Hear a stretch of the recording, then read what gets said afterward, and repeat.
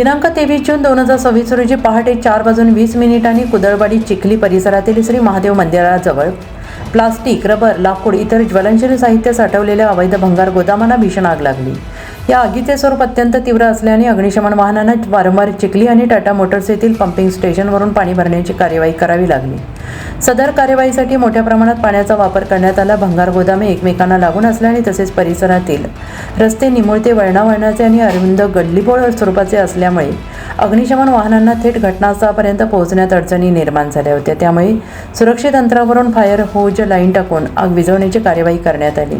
सदर परिसरालगत निवासी घरे असल्याने नागरिकांच्या सुरक्षिततेच्या दृष्टीने तातडीने स्थलांतर कार्यवाही करण्यात आली। तसेच स्थानिक नागरिकांच्या घरांना मालमत्तेला जपण्यात आले।